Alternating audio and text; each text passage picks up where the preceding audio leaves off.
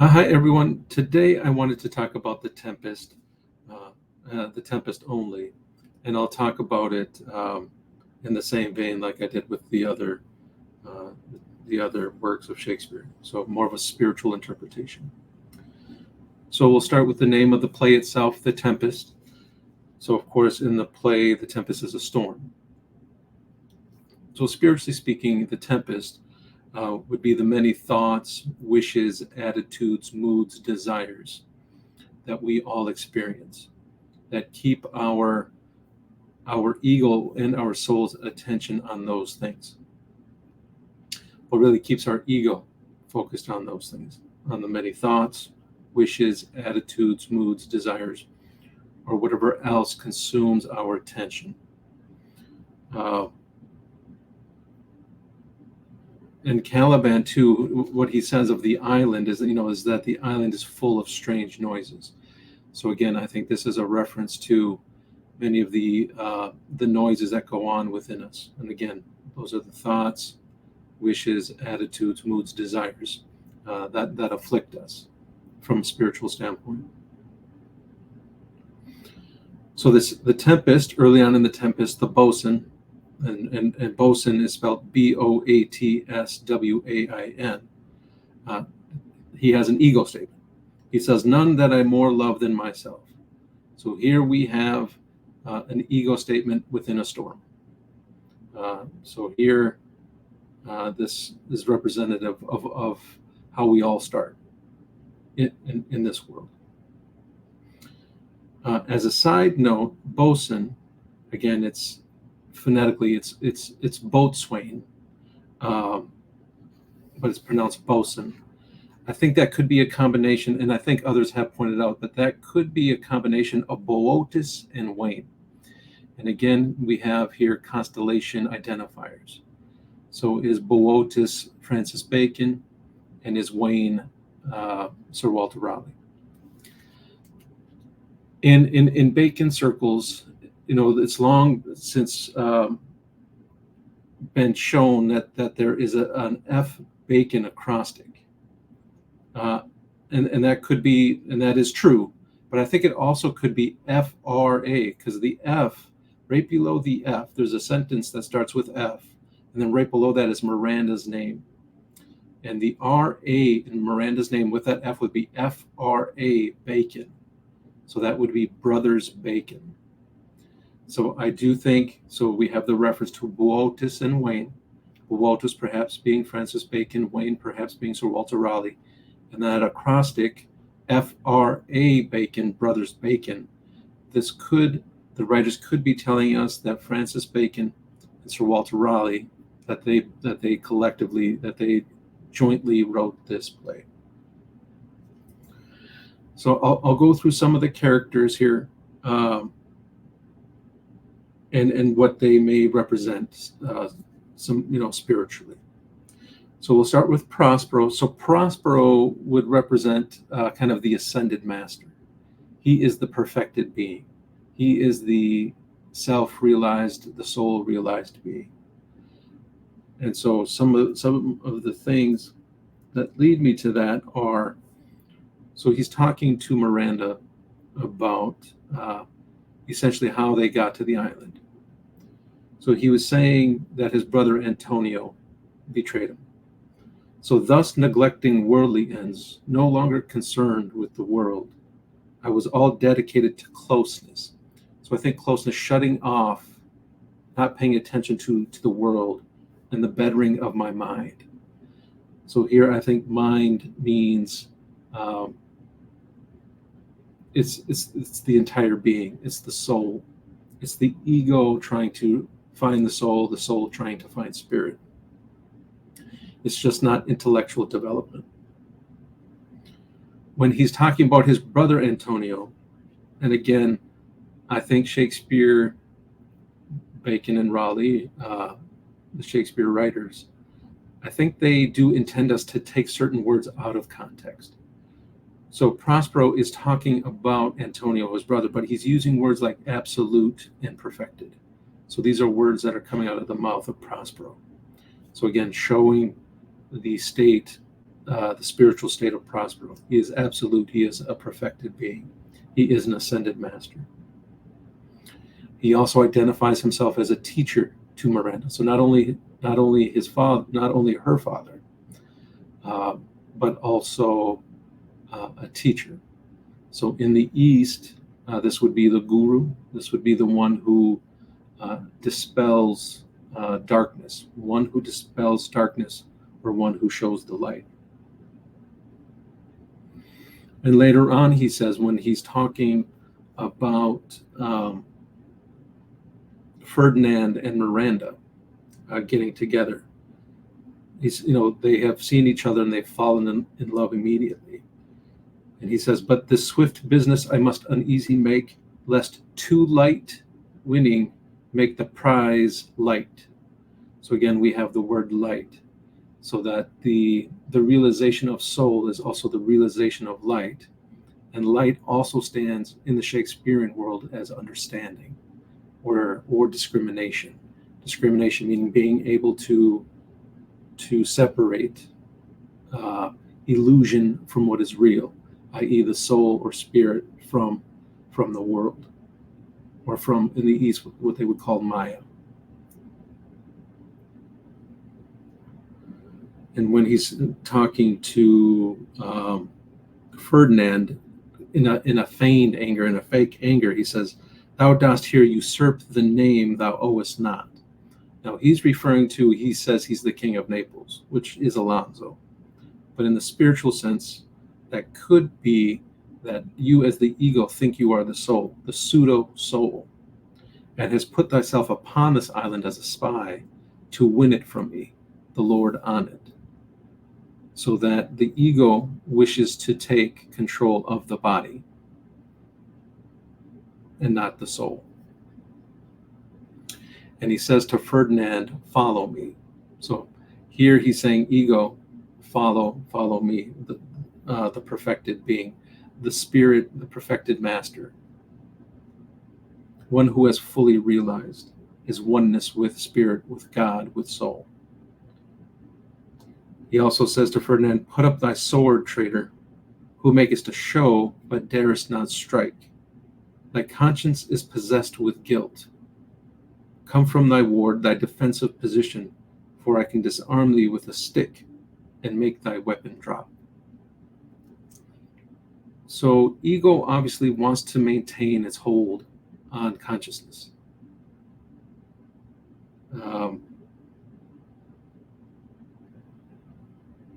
But our conscience within our consciousness knows that cannot be. That eventually soul must become the ruler. And of course, this is done through meditation, and I'll talk about that later. And here I can disarm thee with a stick. So the stick could be a reference to the spinal column. And this is where the chakras reside. And I think I'll reserve this for a future video, but the Shakespeare writers do mention elements, and all of those elements could correspond to the chakras of the spine. And I'll probably talk about that in a future video. But again, here he's saying, basically, the conscience is what is trying to lead you away from the world and bring you towards soul or spirit. And it is through the spine. So here, disarm thee with a stick. So of course he's saying my magic wand, but spiritually that could be a reference to the spinal column where the chakras reside. And of course, Prospero also talks about, I shouldn't say of course, but he speaks of silence. So again, one must be silent. One must quiet the mind, quiet the feelings in order to realize soul. When speaking of Miranda falling in love with Ferdinand, he says, "Poor worm, thou art infected." So he's saying that she is infected with mortal love, that it is not quite divine love. And again, this is within the action of the play. I'll talk about what I feel Miranda is. Prospero also says to Ferdinand, all thy vexations, and this would be appropriate that, and I'll talk about what I think Ferdinand is. All thy vexations were but trials of thy love. So this would be that we all experience trials, we all experience suffering. And do we blame God for that, or do we unconditionally love God, regardless of what happens to us in the external world, or the internal world for that matter, the negative internal world? All thy vexations were but trials of thy love. Can you continue to love? This is the same, I think, where Christ talks about, I think this is the seed, right? The seed either growing or falling on a rock.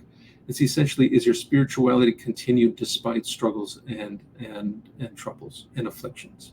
Will you continue to grow spiritually or not? I think in reference to Miranda, again, he says, touch not my garment. Now, is this an allusion to Christ? Again, Christ being an ascended master, perfected being. And when Christ says, who touched my garment, virtue has gone out of me, he also says, he identifies the woman who touches him as daughter. Daughter, thy faith hath made thee whole. Go in peace and be whole of thy plague. Now, in the Christ story, in the Christ incident, it is, I believe she's afflicted with a blood condition or bleeding of some kind. But be whole of thy plague. This could be whole of thy mortality, of thy mortal consciousness, of thy ego consciousness, which plagues us all. And again, freedom is a word frequently throughout the Tempest, and at the end of the play, Prospero says, let your indulgence set me free. And here's kind of an oxymoron, so to speak. Your indulgence, which usually means you are sinful, but set me free. So again, there's the setting Ariel free. So there's something about freedom, and that's freedom from ego consciousness and realizing your soul consciousness. Realizing your soul consciousness will set you free of your ego consciousness.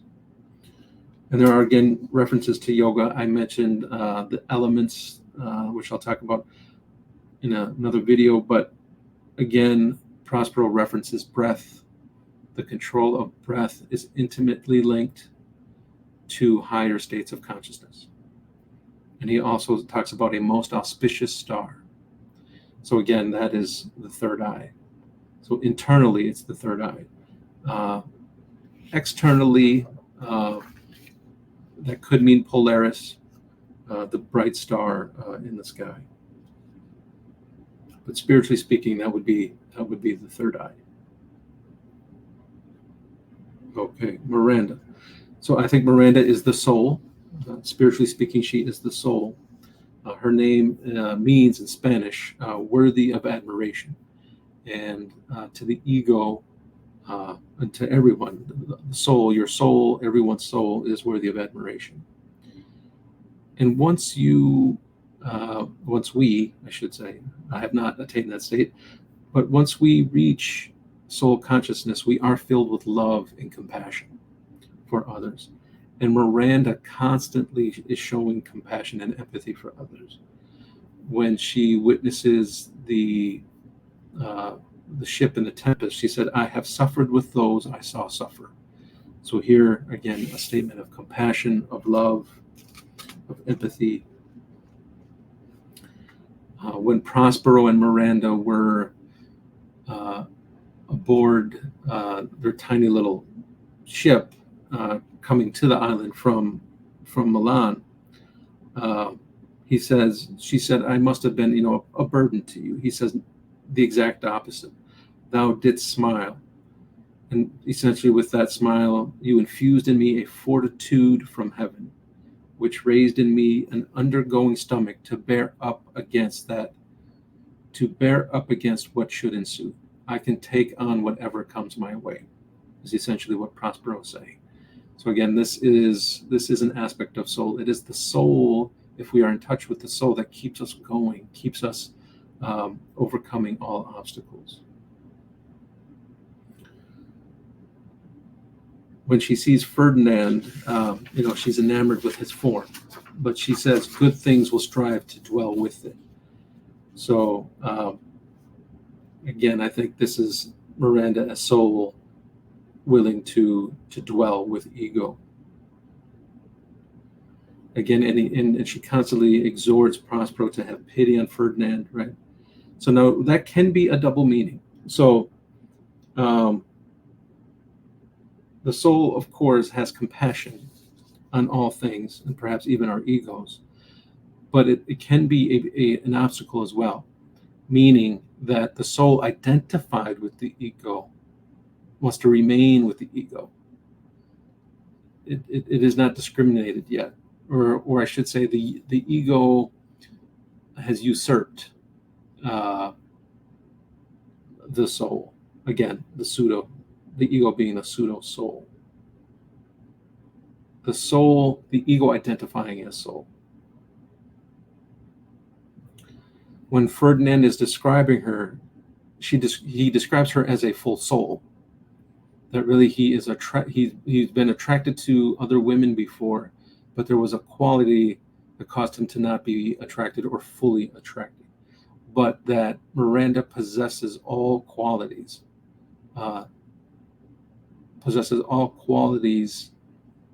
or holds all the qualities that lead him to be completely attracted to her. So again, and I'm going to also talk about some constellation stuff that within the Tempest as well. So Mira, Mira, so a part of Miranda's name, is a star in Cetus. So in Cetus is the whale or the monster constellation, and I'll discuss that later. But again, so here we have a star in Cetus. This could also be what Prospero is referring to, an auspicious star within the constellation Cetus, but it also could be Polaris. But again, spiritually speaking, it's the third eye. So Ferdinand. So I think Ferdinand is the ego, or more specifically, the struggling ego. The ego trying to connect with soul, trying to spiritualize itself. Okay, it's struggling for emancipation or marriage to the soul. So Ferdinand, ego, is trying to marry Miranda, the soul. So Francisco, one of the group, part of Alonso's group, the king, and they're stranded on the island, he says of Ferdinand, I saw him beat the surges under him and ride upon their back. I saw him beat the surges under him, the waves, under him and ride upon their backs. He trod the water, whose enmity he flung aside and breasted meaning confronted bravely, boldly, breasted the surge most swollen that met him. So even a great surge that came to him, he met boldly. His bold head above the contentious waves he kept, and oared himself with his good arms in lusty stroke to the shore, that over his wave-worn basis bowed as stooping to relieve him. So essentially that image is the wave eventually bowed down to the shore, and Ferdinand landed safely on the shore. So spiritually speaking, this is the ego that rides the wave of desire, or confronts desire, confronts impulse, and does not give in to worldly desire or worldly impulses. It fights it. So in the Gita, this would be Arjuna. So it's the beginning of negating the world, the external world, and going inside into the internal world in order to marry the soul. The ego marry the soul. And so, and again, it's a struggle. So he oared himself with his good arm. So he fought. He struggled against the impulses. He struggled against the desires of the world to try to find soul. Ferdinand also hears music, and here's what he says of the music on the island. He says, the music allays both their water's fury. So again, here are the impulses, the desires that confront all of us, and my passion with its sweet air. So he's talking about he has stopped his desire to gratify those desires or impulses. He has stopped that. He has cut that. And that the music with its sweet airs, and again, sweet airs can be a reference to spirit. And for the Shakespeare writers, music is a state of harmony. So there is a balance, there is a harmony that has occurred. Okay, so we have Prospero as the perfected being, and also, I guess, allegorically, he is spirit. Prospero would be the spirit, Miranda soul, and Ferdinand ego. So Caliban, what is Caliban? So Caliban, of course, is that monster. He's that human monster hybrid, right? And we talked about this in Othello with Sagittarius. So Caliban to me is the subconscious mind. So it exists in the human mind. And Caliban, the name, by the way, means black or brutish or brutalized man. So it's the brute force. It's the gratification of bestial or less than human desires that afflict our minds, that afflict our consciousness. So Caliban says, the spirit torments me. So the spirit would torment the subconscious mind. The spirit would negate, would try to not pay attention to, would struggle against or fight against the subconscious mind. One time, an instance in the play, Caliban covers himself with a cloak. And again, so he wants to remain hidden. So I think this is a reference to the subconscious mind, impulses and desires, not being aware of them and not being aware that you need to fight them to attain a higher state of consciousness. So, for some folks, they don't see that. They don't see that desire and impulses are meant to be fought against. They are not meant to be indulged in, or if they are meant to be indulged in a moderate way. But to attain higher states of consciousness, they really do need to be killed or battled.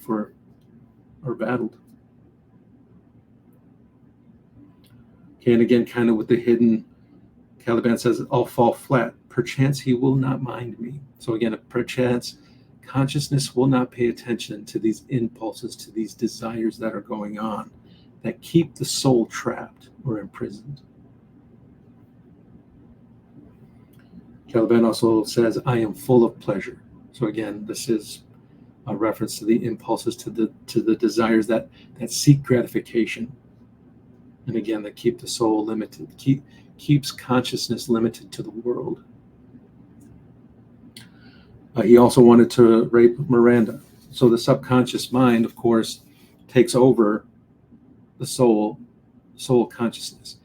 It keeps it kind of as ego consciousness, keeps it limited, keeps it focused on the body and everything in the world. So throughout the play, especially by Stefano and Trinculo, if I'm pronouncing that name correctly, forgive me, but he's referred to as a monster and a fish.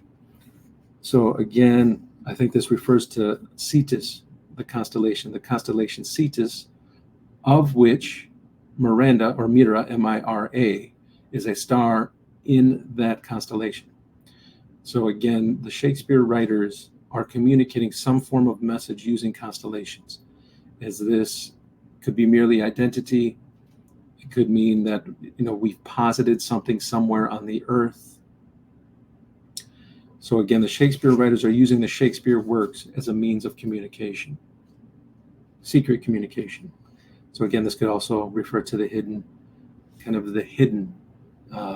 themes throughout throughout the play. Sycorax, Caliban's mother, she is the dark mother, so or witch or dark cosmic nature. She would be Maya. She would be what the East terms Maya, and it is Maya that is in control of the subconscious mind. So this is cosmic dark nature. So essentially, it demonstrates that we all of us human beings, were afflicted by Maya. There's something cosmic about it that afflicts all of us. It keeps us all trapped in our egos. It keeps us all trapped, battling impulses, desires, and things like that. I do want to mention Gonzalo. Gonzalo is part of Alonso's group, but Gonzalo, I think, represents the positive attitude or right attitude, regardless of suffering. So, and he's also kind of an embodiment of compassion, like Miranda. He says in the beginning of the play, "The king and prince at prayers, let's assist them, for our case is as theirs." So again, he's showing empathy, he's showing concern, he's showing acknowledgement of other. So, and in the Francis Bacon works especially, he's always talking about other.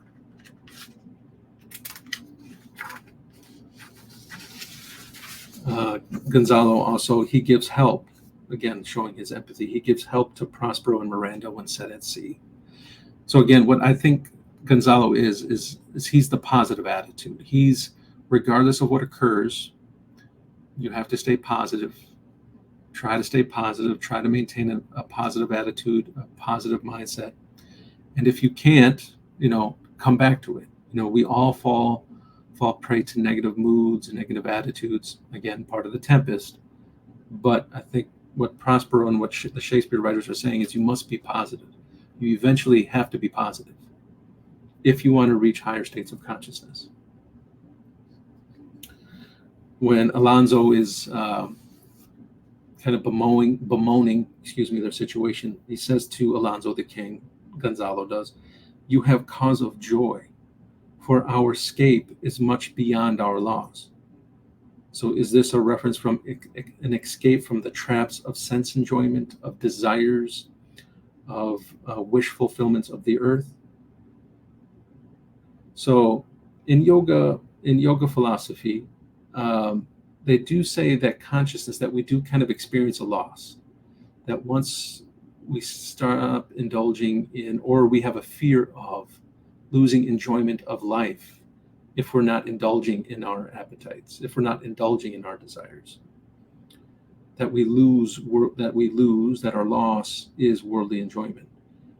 But Gonzalo is saying, have cause of joy, that if you can overcome that, on the other side is a feeling of joy, a feeling of bliss.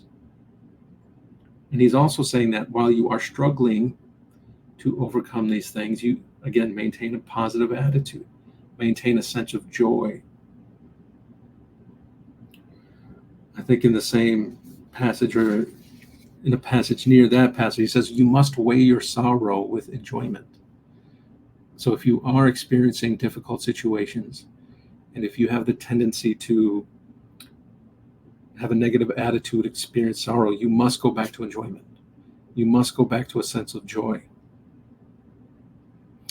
He also says to Alonso, when every grief is entertained that's offered, when every negative mood, every negative thought, or every negative experience is focused upon, then what you will get is depression.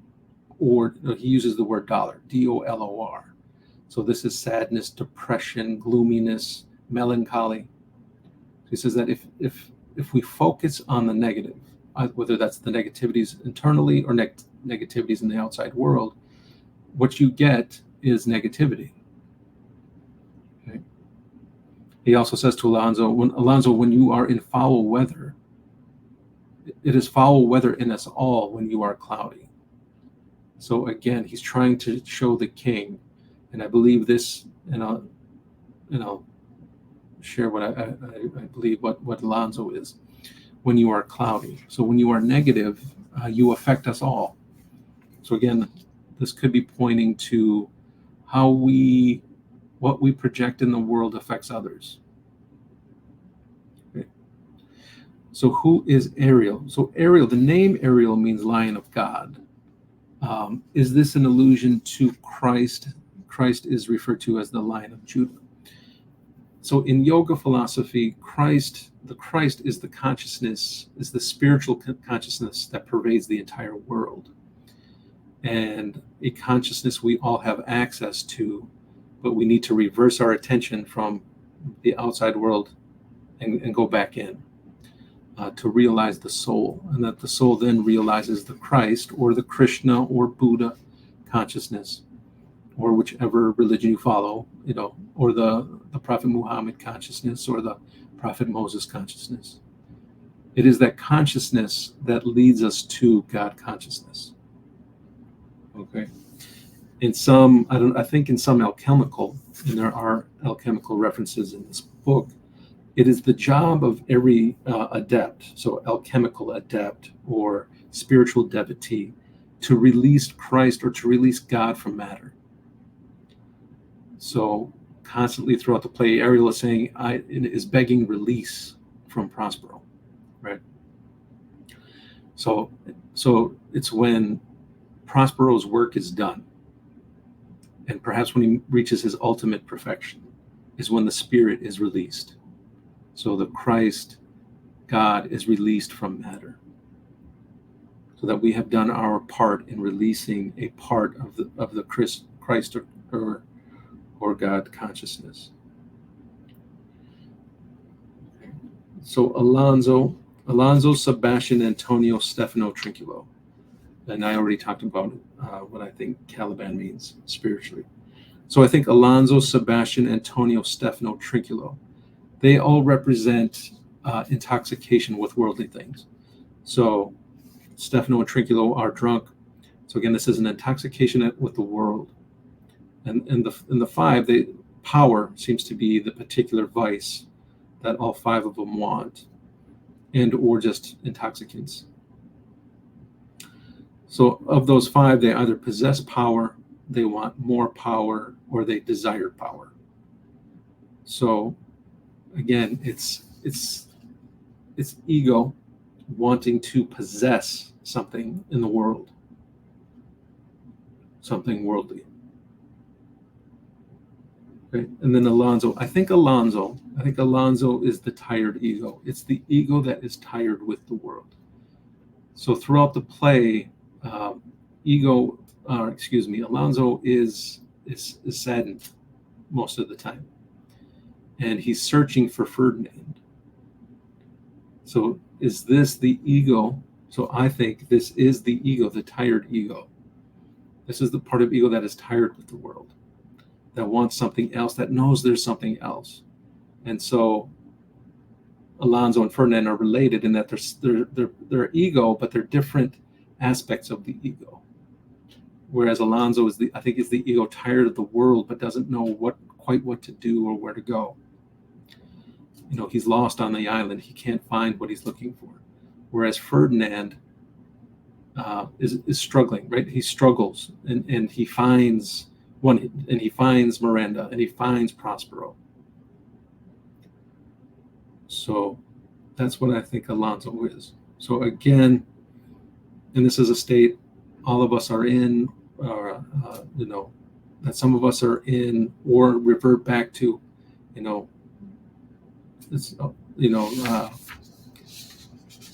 development of spirituality is not a straight road. There's a lot of back and forth. So again, these are my thoughts on the Tempest. Again, I think it is a treatise, like much of his great dramas, although the Tempest I think can be considered a comedy because all works out in the end. That it is a treatise again, or can be seen as a treatise of the soul fighting the subconscious mind, of the ego fighting the subconscious mind in order to marry the soul, which then marries spirit, and then is released, is set free. So those are some of my thoughts on the Tempest. And again, I think some of the interesting constellation references are purposefully mentioned in the Tempest, either again for the Bacons to, and again the Bacons being Sir Francis Bacon and Sir Walter Raleigh, as communications for their group, or indicating certain identities, or indicating perhaps that there are things left behind somewhere on the earth for others to find. So again, I think there's a reference, constellationally speaking, astronomically speaking, there are references to Boötis and Wain, to the star Miranda, the constellation Cetus, and I think that acrostic F Bacon, I actually think, well, one, I think it has two meanings, F Bacon, but also Fra Bacon, brothers Bacon. And again, the word bear is mentioned frequently throughout the play. So I think this is a reference to the identity of Sir Walter Raleigh. Okay. Those are my thoughts. Let me know what you think in the comments below. And what are some of your thoughts or feelings about the play The Tempest? Thank you.